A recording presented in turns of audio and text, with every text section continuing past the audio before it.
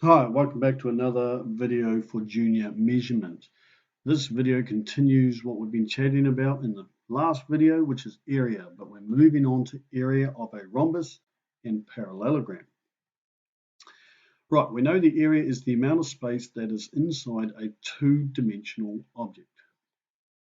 Small fun fact, did you know that the area of New Zealand is actually greater than the area of the countries of England, Wales, Scotland, and Northern Ireland combined?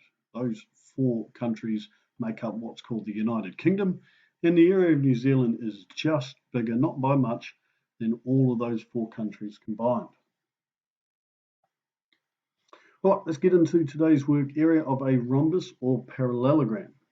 Now, the area of a rhombus or parallelogram is the same rule as we did in the last video. It's just base times height.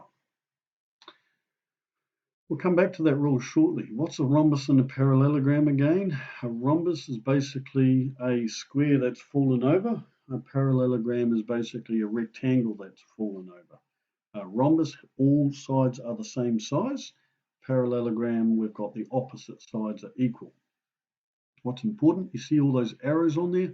What's important to know that these sides are all parallel, they will stay the same distance apart, and these sides are parallel, so they'll stay the same distance apart. That's what makes a rhombus parallelogram.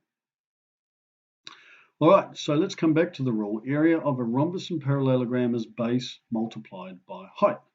Well, the base is nice and easy, that's just the length of the bottom. But the height is not the diagonal slanted side. The height is actually straight up and down from the base. Perpendicular is the word we've used before. Perpendicular means right angles to or 90 degrees to. The base must be perpendicular or 90 degrees to the height. That's important to remember that. All right, let's get into example 1. Here we go. Calculate the area of the following rhombus. So we have a base of 8 and a height of 5 centimeters. We don't need to know the others. Oh no, we do know it's a rhombus, so we know all sides are 8, but we know the base is 8 and the height is 5. So let's go. Area is equal to base times height, which is 8 times 5, which is 40 centimeters squared. Now remember, we spoke before in the last video, what does centimeters squared means? It means it's a little square that's a centimeter across and a centimeter high, and we would be able to fit 40 of those little centimeters inside that rhombus.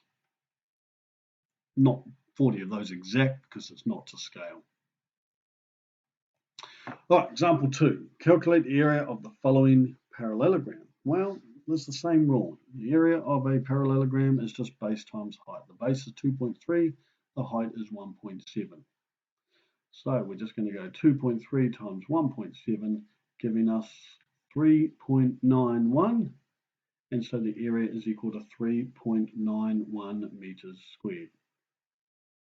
Again, imagine a square that's 1 meter long and 1 meter high.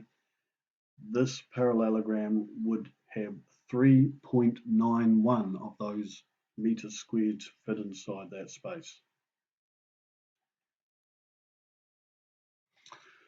All right, example 3. How do we calculate the area of the following rhombus? Rhombus means all sides are the same, so each side's 30 millimeters. The height is 25, so please just be careful.